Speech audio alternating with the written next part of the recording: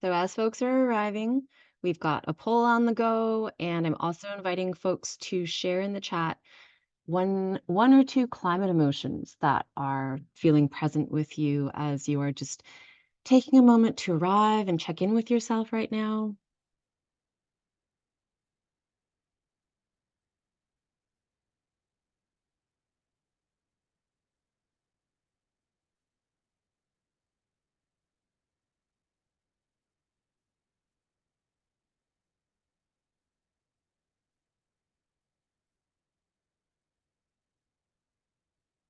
So in the chat, we have some of the emotions just to echo them back. So loss and worry, grief and betrayal, grief and gratitude, disappointment, overwhelm, despair, guilt, worry, overwhelmed depression, loss and gratitude, anxiety, hope, frustration, overwhelm, powerlessness, and interest.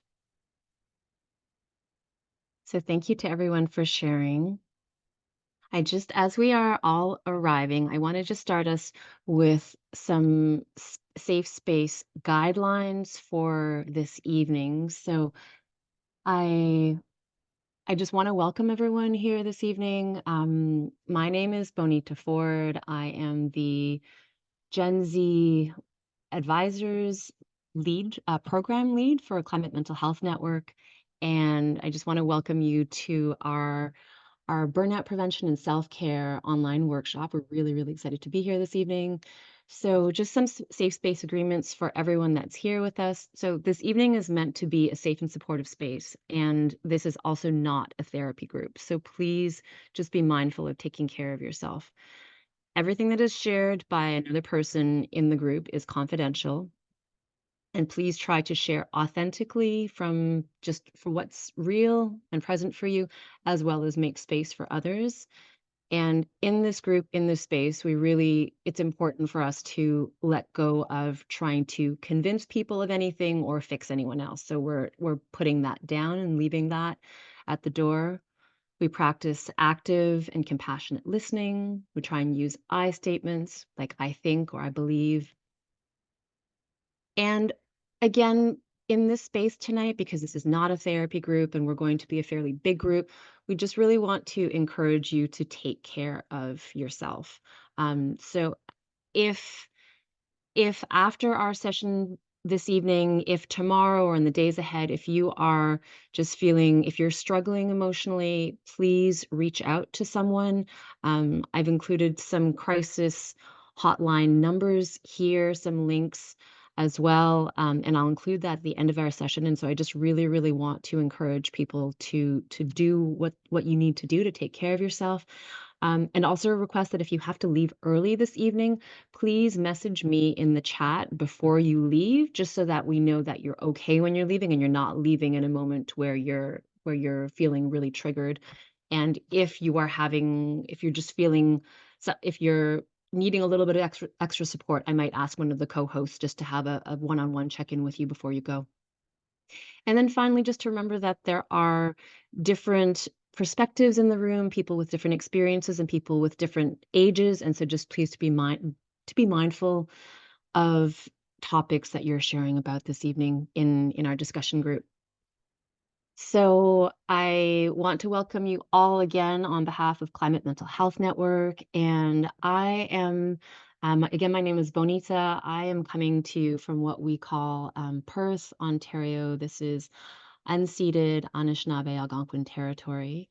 And I am so excited and just so grateful to be joined by three amazing speakers, Shreya, Madigan, and Olivia. So we'll hear from them momentarily. And I just want us to, as we're all arriving, I want us to take just a few minutes to connect with ourselves and to really arrive a little bit more fully in this moment. And so I'm going to invite all of you, if you'd like to just turn off your videos for a moment and just either close your eyes or just have a gentle breath or just have a gentle gaze as you tune in to the breath.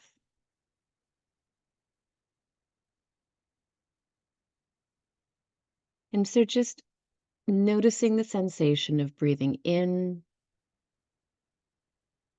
and breathing out without having to change anything. Just noticing the in breath in its fullness and noticing the out breath. And just imagining in your mind's eye, imagining that with the out breath, that from the base of our spine or from the bottoms of our feet where we're making contact with the ground beneath us, that with the out breath, we have roots extending down into Mother Earth. And so with each out breath, those roots growing a little longer, a little stronger, and breathing out and just extending down,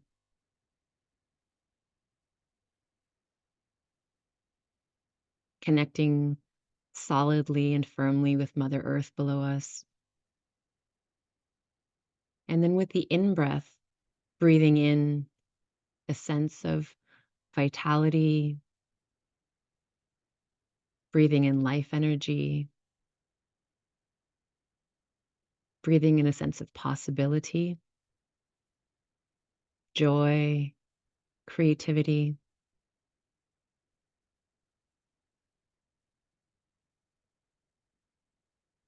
So, just for a few breaths right now,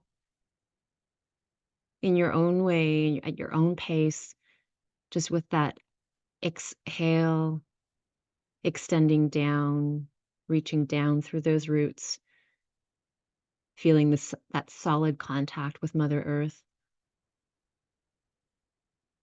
And then with the in breath, breathing in vital energy, being replenished.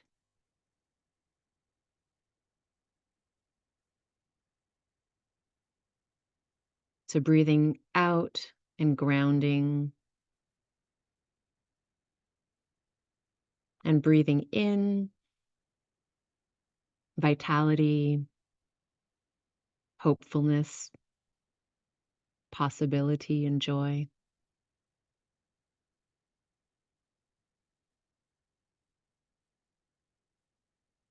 And now I just want to invite you to open up one hand and hold that hand open in front of you. And with one finger on your other hand, starting at your thumb, trace the edges of each finger of your open hand. So inhale as you're tracing up a finger, and exhale when you're tracing down. So for each finger, inhaling as you trace up one finger, and exhale as you trace down. Inhaling up and exhaling down. Inhaling up and exhaling down. And one more time, inhaling up and exhaling down to the base of the hand.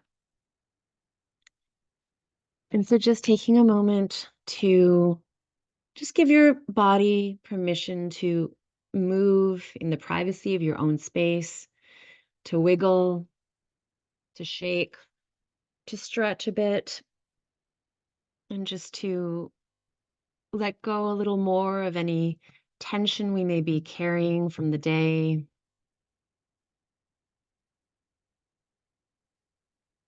And slowly, as you're ready, just coming back into stillness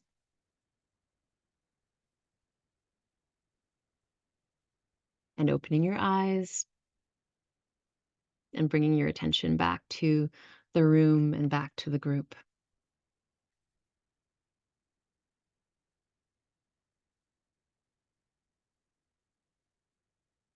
And so I invite folks just as we are as we're opening this evening, if you feel comfortable, just to turn on your video for a moment. We'll do this just for 30 seconds and just take a look around the room. Take a look at this community. So if we were together in a circle, I would invite all of us to look around and just make eye contact and share a smile with some of the folks in the room. And just in this Zoom space, if you feel comfortable, I invite you just to look out at the group, this like-minded, this like-hearted community.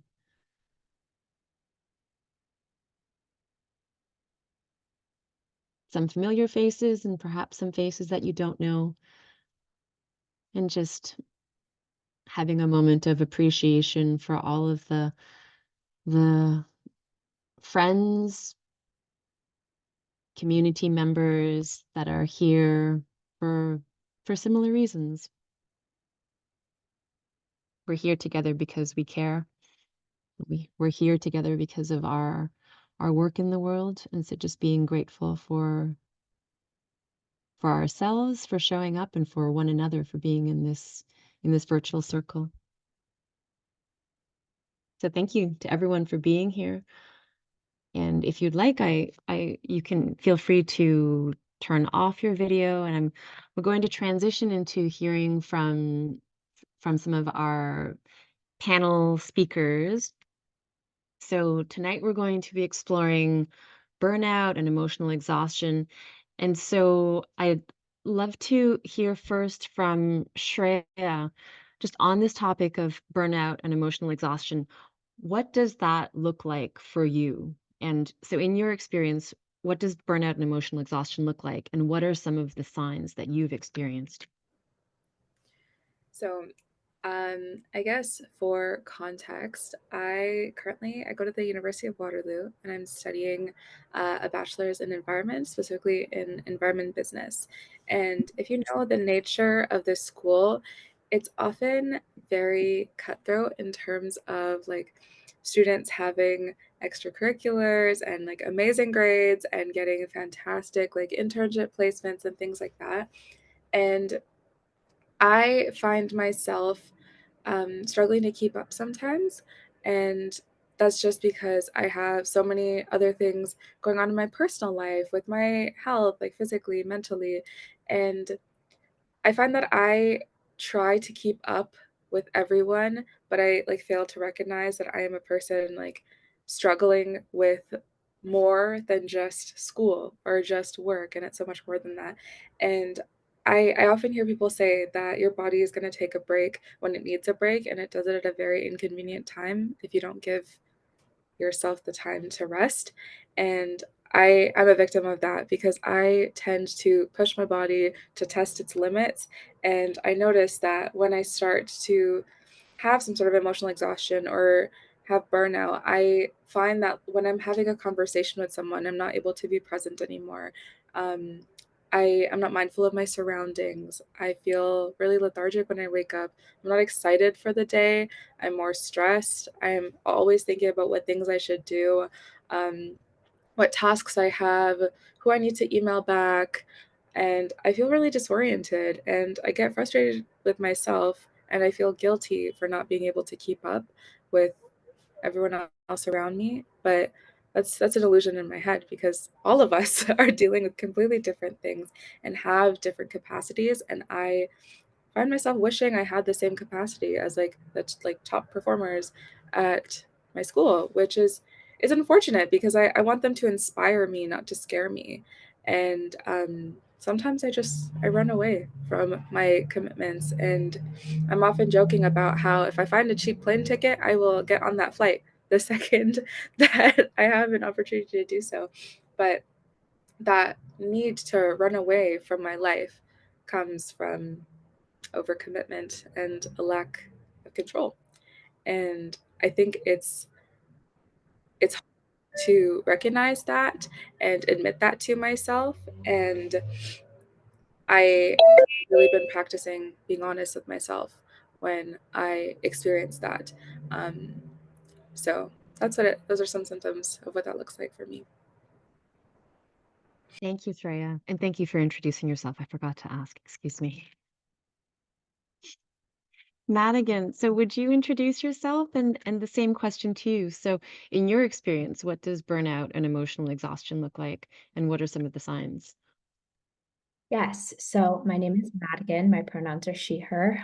I think so. Also, for a little bit of context, I just finished my freshman year at UC Berkeley, which also has a high level of prestige among students. I think that I notice a lot of students doing really incredible things, and it can be really intimidating. It can make me feel like I am not doing enough, definitely, because there are a lot of high achievers, and I also consider myself a high achiever, but it's easy to get like a lot of kind of imposter syndrome in that type of environment. And um, I think that happens in a lot of different like educational environments, literally any college. I think it's easy to be surrounded in other people who are pursuing their goals and to feel intimidated by that.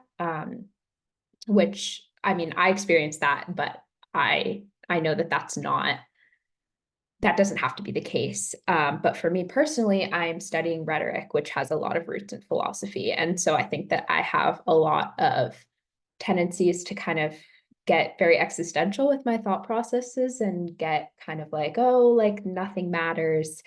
My existence and my work doesn't matter. And I think that I can get into kind of like negative thought spirals like that just because of what I'm studying. And I'm pretty consistently engaged in conversations with my peers that get pretty like philosophical and like talking about the end of the world kind of, which is it can get scary.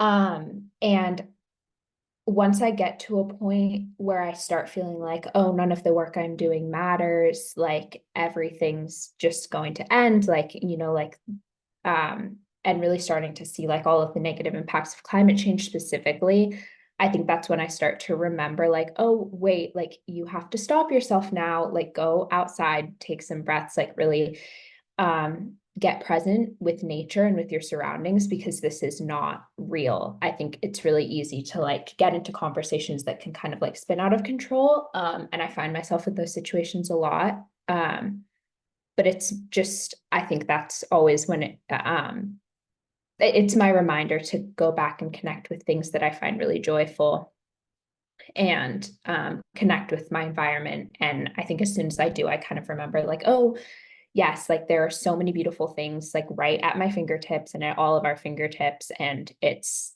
not like this is not real. Like take a little reality check here.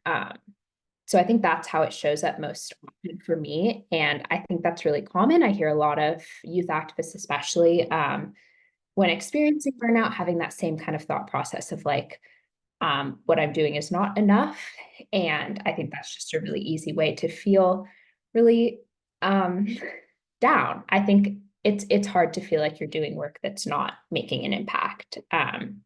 So yeah, I think I would just say if any of you who are listening experience that, I think um, the way I tend to keep myself in check with that is just like really, really try to acknowledge those moments and like do something as simple as just like, stepping outside for a moment and like taking some deep breaths in nature. I think that really helps me a lot.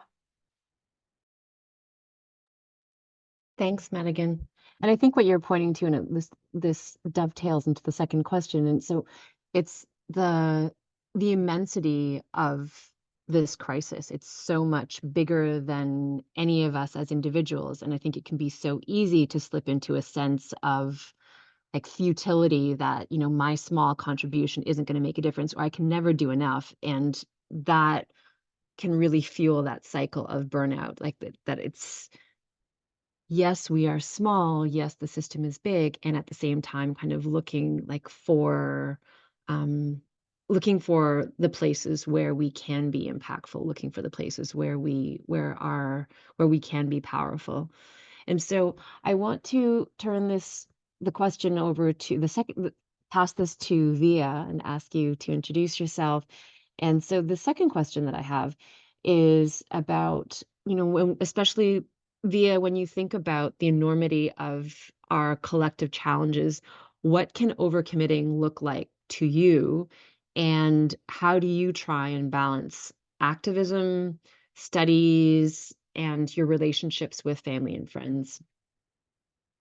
Absolutely. So, my name is Olivia Vesovich, and I am one of the 16 plaintiffs upheld versus Montana, which was the first constitutional climate trial.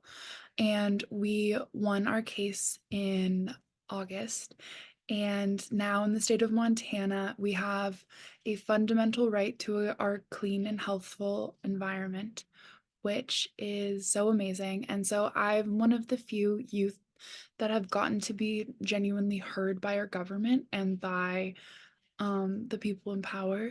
And that has been that's been what has been guiding me through this and what has been helping me, because I feel like it's so hard and it's so easy to burn out when you are just giving and giving and giving yourself away and you're not getting anything in return, and you're not finding, like, you're not being listened to by the people in power. And I feel like that was why I got involved in the case, is because I genuinely wanted to be heard, and I wanted, because all of our voices matter. Each person's voice is so important and can take up so much space, and we all have such beautiful climate stories. Um, and the way that I balance it is, I like, when I was in trial, that was all I dedicated myself to. I just like spent all of my time in trial and like working on it and focusing on everything, because it was so critical. And I put some of my things aside because that was what needed to be done. But then at the end of it, at the end of like our trial happened in June. And so it was Pride weekend. And I got to go back to my town in Montana, and I got to just experience everyone coming together in this beautiful like pride parade. And it was so magical to experience the collective and and community building. And I think that that's really how I get through it, is working on fostering in like activism circles, working on making sure that you're taking time to take care of each other. Like in one of my activism groups, we grow food for our town, and we always have food at the meetings for everyone that's working on growing the food, because um, you need to take care of your community that's working, and in all forms. And I just think that that's really how I stay connected, is by bringing activism into friendship and community, because I think that that's really what Grassworks asks us to do, is to actually form bonds with each other and make sure that we have fun when we're doing really hard, emotionally tumultuous things.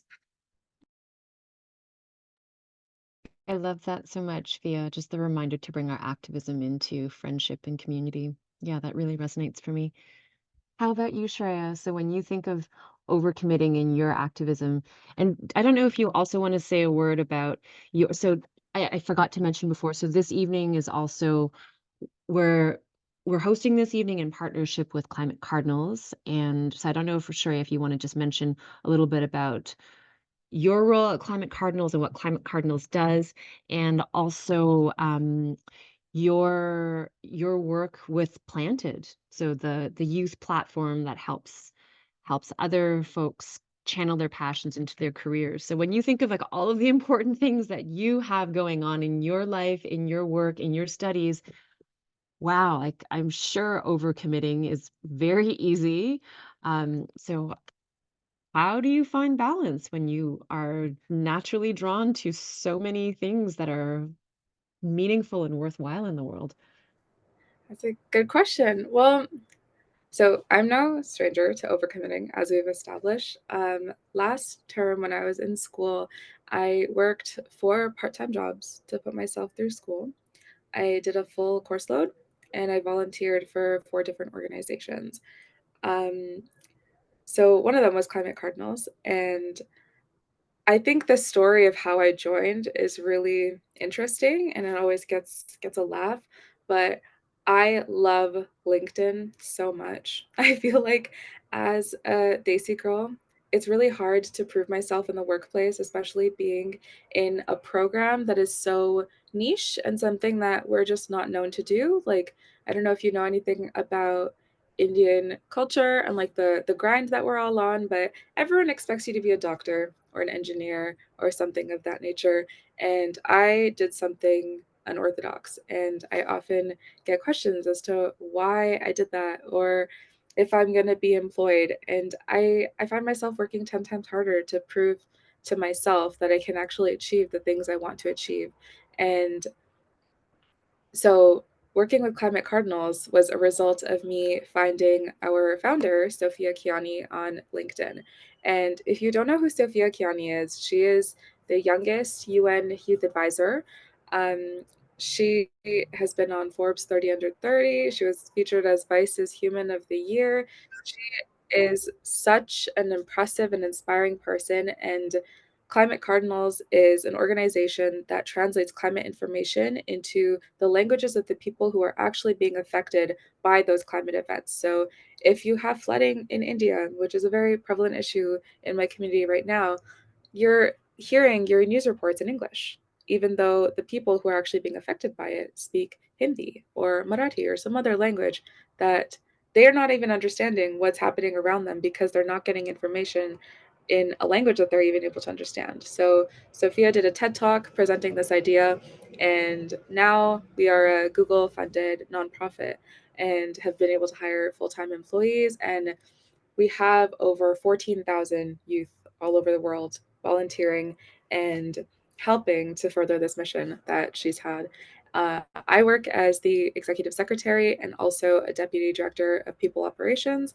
And it all got started because I was just obsessed with her and the work that she did. And I wanted to understand how I could do that too, because she fearless. She does anything and everything, and if you just take a look at her resume, you'd be so impressed by the things that she's done. And I wanted to be that. And I sent her a message, and I sent a couple people on the Climate Cardinals team a message, and I told them that I really, really, really wanted to get involved.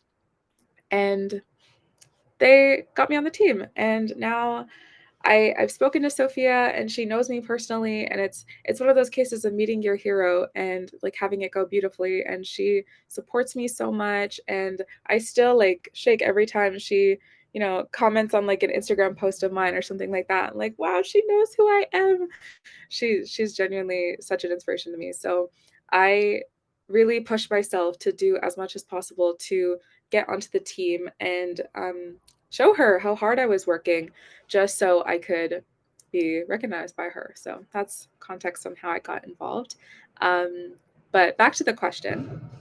After I'm doing all of those roles and I have all of those different moving parts, um, I really think I notice the quality of my work slipping sometimes when I take on a lot. And it's hard because even though I have so many different organizations I work with, I also take on even more work just individually because I am so passionate about the stuff that I do. I work in recruiting. I help students at my school get employed. That's another one of my roles. I was the university sustainability commissioner, and all those jobs came with their own challenges. I noticed that my school was really struggling to accept some of the criticisms that we had of the system and how they weren't exactly supporting decarbonization initiatives and other sustainability initiatives that we had set out for them. And there was a serious case of greenwashing and all these other factors that were happening. And I felt like I needed to solve it because I had so much energy and so much to give, or so I thought, that I was the one to try to convince people to change their mind. And it's a really important reminder that if you aren't taking care of yourself and you aren't well yourself, you're not going to be able to serve your community as you expect yourself to. And that's what leads to all the feelings that I had in the initial question of feeling guilty. So I often get asked like why I care so much and why I continue to defend my views so much and my community and why I study the program that I do. And I think this is what we owe to the world and what we owe to each other. And my newest endeavor is the launch of a nonprofit organization called Planted. I just soft launched a website yesterday, so that's very exciting.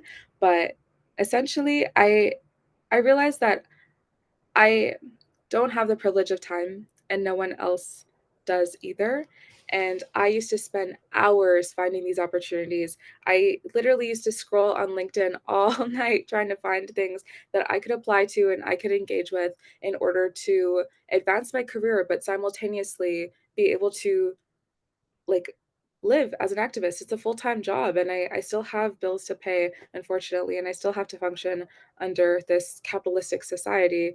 And I wanted to find a way I could do both. So Planted is essentially a website and a domain for people to be able to find career development opportunities, but that are also rooted in social impact. So you're using your career to have a positive change on our world, on our community, on our environment, but you're still able to find and develop employable skills. And there's going to be mentorship services, the ability to like have little like live calls just like this, community events and internships, volunteer opportunities, everything under the sun that is related to social impact and social change.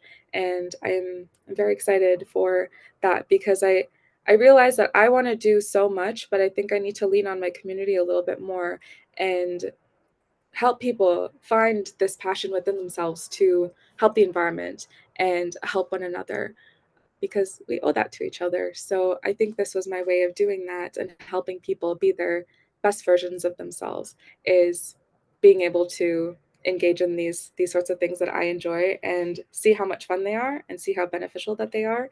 And I hope that this brings about um, change within our workplaces and we start demanding for what we believe in. And anybody who is working in engineering fields or in the sciences or in humanities, we all are championing environmental justice and social justice and all of these other things while simultaneously achieving what we want to achieve. So I think that this is my way of targeting all demographics, even if you don't consider yourself an activist.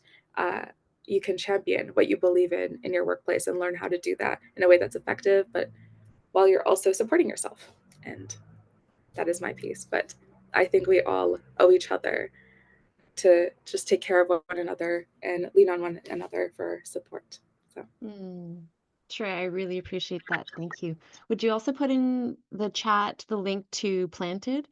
And just to echo back this message of us leaning on one another more, I think that's just such a beautiful reminder because I'm guessing that probably everyone on this call can relate to just being ca- called so deeply and so committed and just sensing the need in the world and the urgency of the crises that are within our communities, in our ecological communities. And so just to continue to maintain this balance of self-care, of community care, of earth care, I think just finding ways of doing that, I think it's just an ongoing practice to keep looking for and creating that balance. And so I would love to hear from you, Olivia. So just as we're let's talk about self-care. And so when it's so easy to be overstretched. It's so easy to lose that balance and give too much of ourselves. And so for you, Via, what do you do for self-care? And what are some of the strategies that you use to help create more balance in your life? I am a big Mother Nature girly. I go on hikes with my dogs as many times as I can. I live in Montana, which is one of the most beautiful places in the world, and I absolutely adore getting to like live in this beautiful world. And I like right now the flowers are blooming and that's so exciting. And like it's just so cool to watch all the flowers bloom. And I think like that's one of my biggest things. And also I um take a lot of time to journal and reflect on like what I'm doing and why I'm doing it and how I'm feeling about it. And I also always make sure to take myself on little dates of like doing things I love. Like last night, I went to the movies. They were like playing some French movies, and then I went to get creme brulee afterwards.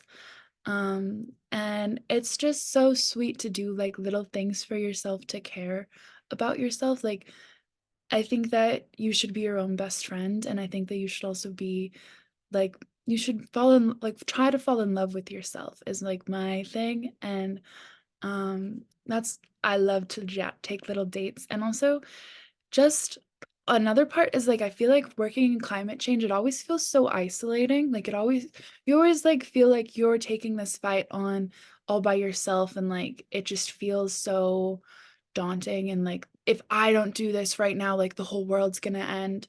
And just knowing that there are so many other beautiful people working on the same thing. And if you're able to build those communities and you're able to build those times to like share with each other, you're just going to have so much more time to, I don't know, feel okay and work through that. And so that is my wisdom that I would love to impart on you. And I fear that I have to run. I'm gonna go.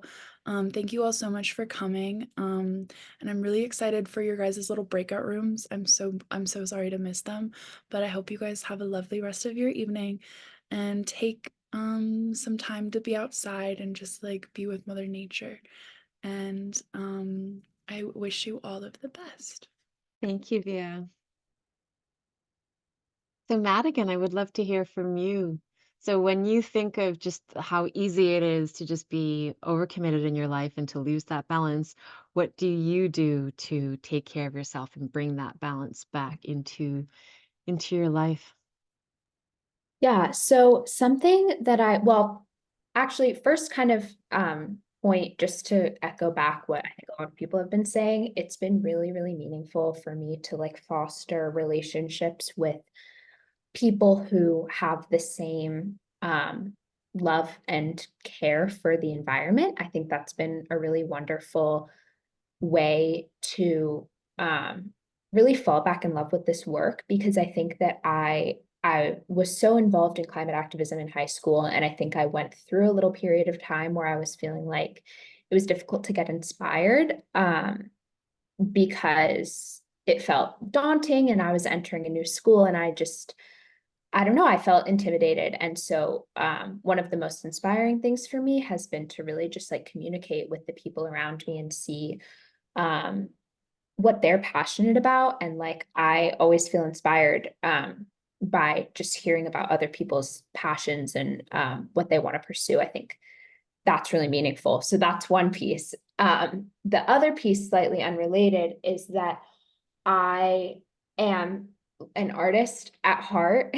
And I think that if there was no climate change to worry about, I mean, there would definitely be another social issue that I was working on. But if we set that aside, I think that like I would just want to, wholeheartedly pursue performing arts and, just go all out on it. And I think that's always a little bit of an internal conflict for me, is like, do I go with the thing that brings me pure joy, or do I go with this like um really important obligation that I feel as a member of this generation, and put the work in on that, even though it also is really hard, whereas like I feel like performing arts bring me like pure joy. This is like a really different type of work.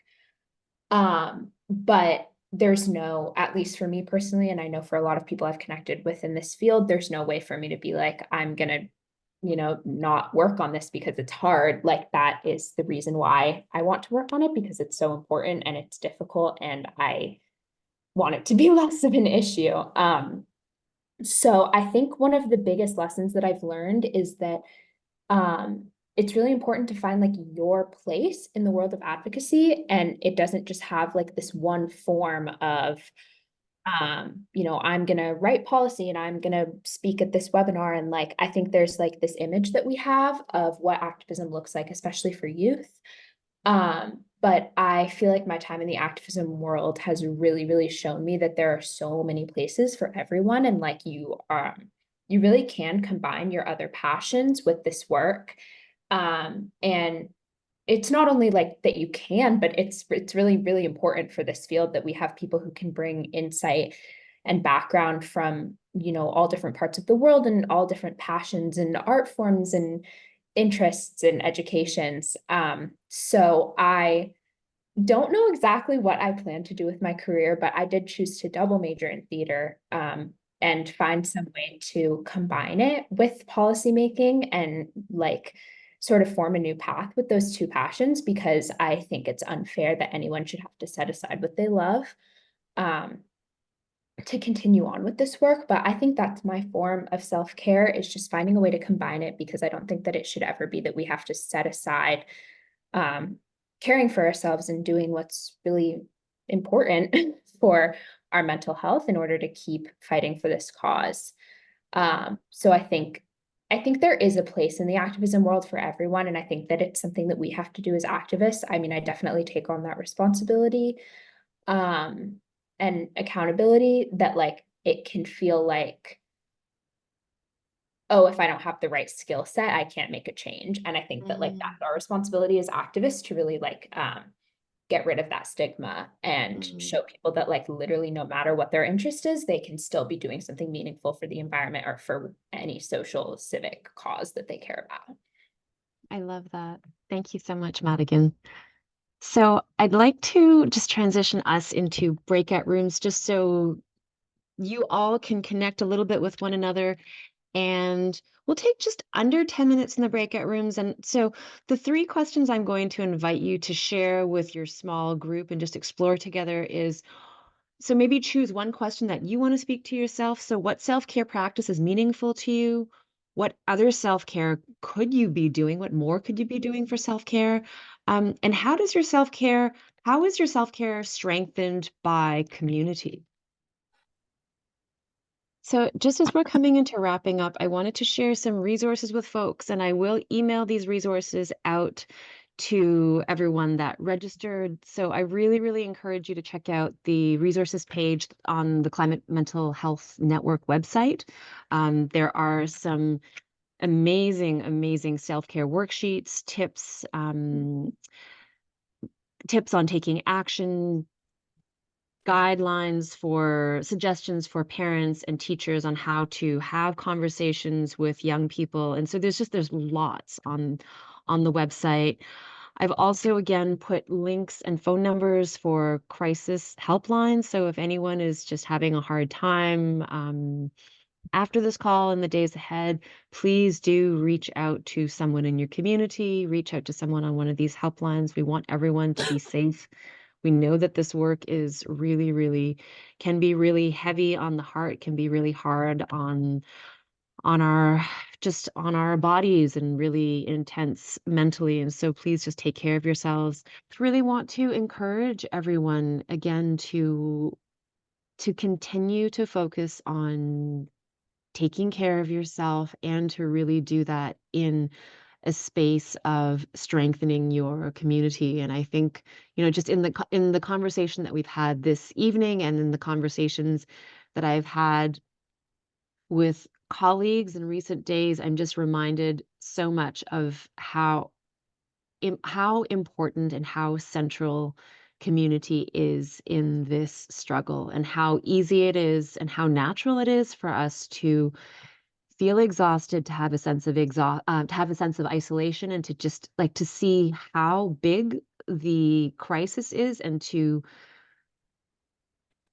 perceive ourselves alone in a little corner. And the reminder tonight, just from some of our speakers, which I so appreciate, is just that there are so many people out there, there are so many people around us who are doing this work, who are committed to this work, who are really weaving this into their daily lives, into their careers, into their creative passion projects. And so in taking care of yourself, in replenishing yourself, I just really want to invite all of us to continue to reach out to community, to continue strengthening community, because this work is, as I was reminded by a community member recently in a support group, that social change work can take decades, if not centuries. And so we don't have the luxury of burnout. Like, all of us bring something, all of us bring a really, really important part of this. And it's really only by deepening our resilience in communities that will be able to move forward together in creative ways, in engaging ways, with just in co-creating new possibilities and new visions, because it's not one person's actions or one person's vision that's going to change the story and change the reality of the systems that we're living within. It's going to take a lot of us. So just really, really encouraging all of us in our self-care, in our community care, just to keep being gentle with ourselves, keep being gentle and kind and generous with one another. And yeah, I really want to offer my gratitude to our three speakers this evening, to Shreya and Madigan and Olivia for being with us, and to everyone that joined us on this call live, and everyone that's watching the recording. Just thank you so much for your care and the work that you're doing in the world. Just all of these people that are showing up and that keep showing up. Just so grateful to all of you. Thank you, thank you, thank you, thank you, thank you. Thank you for being here. We look forward to seeing you again.